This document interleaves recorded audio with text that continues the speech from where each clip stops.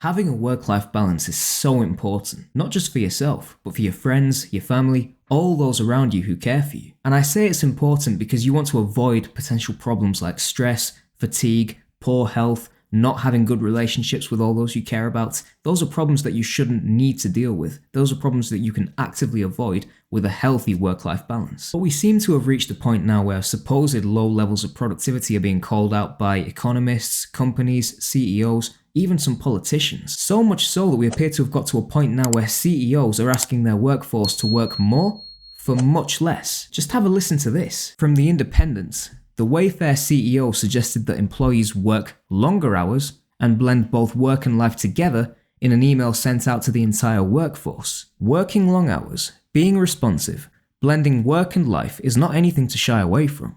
There is not a lot of history of laziness being rewarded with success. And true enough, as you can imagine, this definitely got people talking across numerous platforms from X to Reddit to LinkedIn, all over the place. And there are definitely a couple of things we need to take away from that article. First things first, you should not be blending work and life together. Now, the reason I say that is because if you've had a particularly tough day, a really stressful day where you've been feeling the pressure of completing tasks left, right, and center, you shouldn't be carrying that pressure into your home. Your home is meant to be your getaway space. It's meant to be the place where you can just unwind, detox, relax, and forget about the stress of what you've had to deal with throughout the day.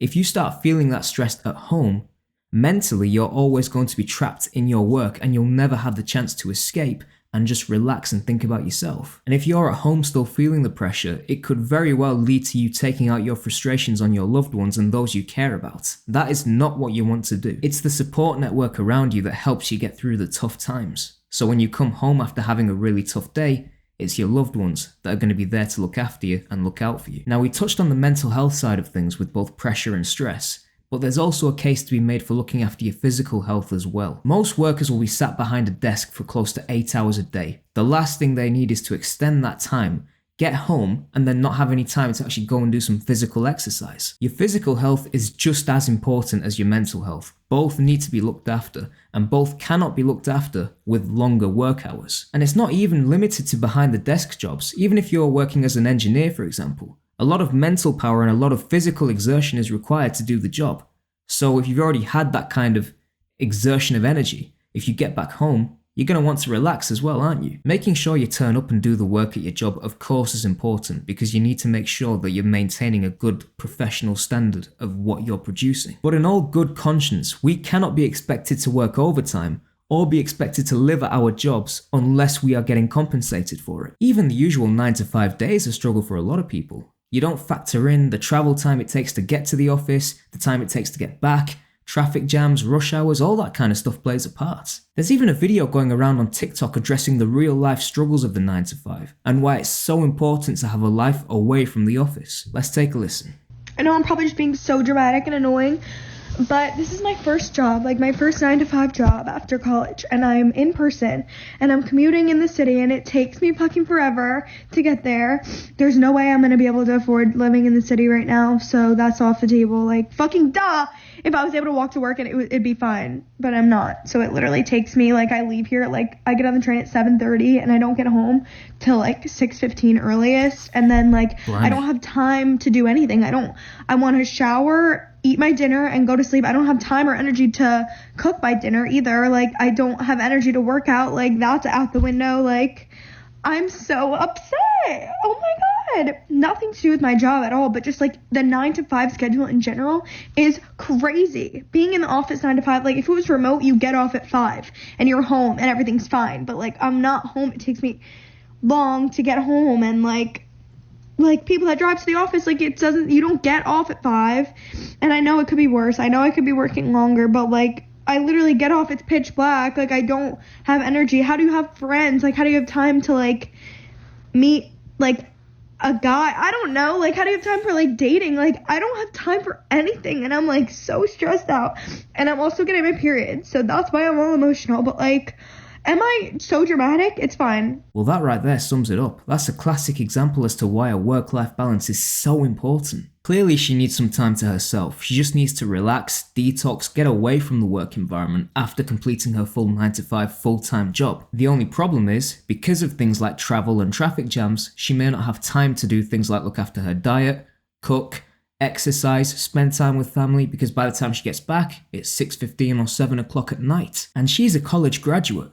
So, being woken up to this reality of the way the full-time job system works, you want to be able to have some time where you can detox with peers of a similar age to you, away from the workplace. The work-life balance allows you to operate in both worlds when needs be. So you can go into the corporate world when you need to work in exchange for making money, and then come back out of the corporate world into your personal life when you can spend time with your family, spend time with your friends, go do your hobbies, whatever it is you feel like makes you the most comfortable and at ease in your own life. That's not even to mention what overworking and working long hours can do to you. According to NPR, working late, volatile hours may lead to depression and potentially illness by the age of 50. 50 years old? That's outrageous! Just have a look at some of the extracts from this article. Feeling burned out and looking for reasons to work less?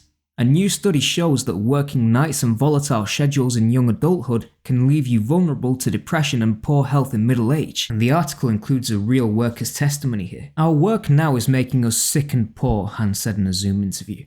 Work is supposed to allow us to accumulate resources, but for a lot of people, their work doesn't allow them to do so.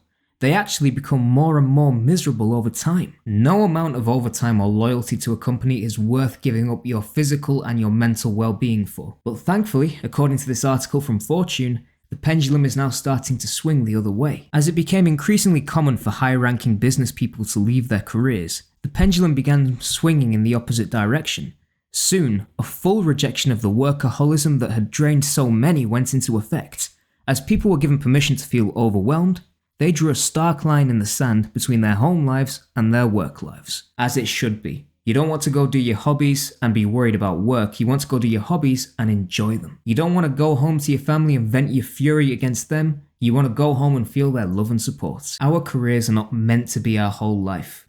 They are part of our lives. So just make sure you get the work-life balance right. It's a very delicate ratio, and it may take time initially to try and figure out how much time you dedicate to work and how much time you dedicate to your personal life, but eventually it will all fall into place. The way I would plan to make this right is by using a checklist and making a list of everything that you want to achieve in your personal life and everything you want to achieve in your corporate life. When I graduated university, for example, I came back home and I didn't know what to do because it was a funny transition period. It was as if I'd left this student world and come back to real life and I didn't know where to start. So I thought to myself, okay, let's put a plan together and let's put something in place. So first things first, find a job. Second thing, find some hobbies. Third thing, get into shape.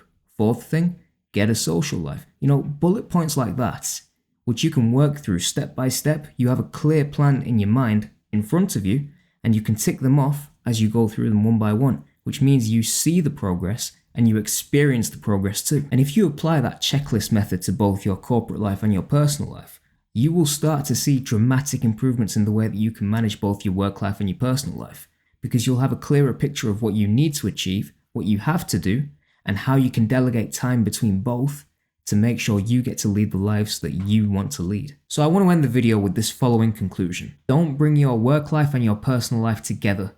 Keep them apart. If you lock yourself into one, you will feel trapped. You need to be able to live both lives. Keeping them separate is ideal. When you're at work, you never want to get distracted by what's going on at home in your personal life, because that then amounts to procrastination. But equally, when you're at home, you don't want to get distracted by what's going on in your work life, because then you end up venting your frustrations out on your family and not being able to free yourself from what happened in the workplace. So keep them separate so you can feel comfortable in both. There is nothing better than allowing yourself space and time to breathe. For many of us in our fast-paced lives, we forget to do so. A poor work-life balance can impact your physical health and your mental well-being. It's so important you give your mind time to rest and you give yourself time to physically exercise, especially if you're doing a behind-the-desk job. The last thing you want to do is neglect taking care of yourselves, especially if you end up leading to depression. And that's why the work-life balance is so important. It gives you the space to calm yourself down, just take your foot off the gas, and just breathe. Don't be afraid to say no. Whilst I understand there may be demands for you to do overtime or work on a weekend, if it's not stipulated in your contract, there is no obligation for you to do so, unless you agree to it via word of mouth or via a separate document. Unless it explicitly states it in some form of documentation, Your employers cannot expect you to work hours you are not required to work. Employees work to the hour. We don't have bonus schemes, share schemes, all of that kind of stuff. So what are we being persuaded to do? Give up our time for others to make their money? I understand from a senior leadership team it makes sense, but from a working class perspective, it does not, because we're giving up our time for very little in return. But look, it's your decision at the end of the day. If you ultimately feel that working longer hours and being extra loyal will benefit yourself and your career, then by all means go for it. No one should stop you from doing what you want to do. Just so long as you don't start feeling the pressure and feel like you're getting close to burnout or stress, then you should be okay. And finally, for you young people out there who've just graduated college, find yourself some hobbies and social activities. You'll probably understand this from your college days, but there is nothing better than having something to do with people who have similar like-minded interests and genuinely want to look out for you. Once you have a group of peers like that who look out for you and share similar like-minded interests, you're on your way to win. Be sure to take care of yourselves, look after your families, look after your physical health, look after your mental health. Thank you all for watching. I really appreciate all the support, and I'll see you on the next video. But until then, stay safe and God bless.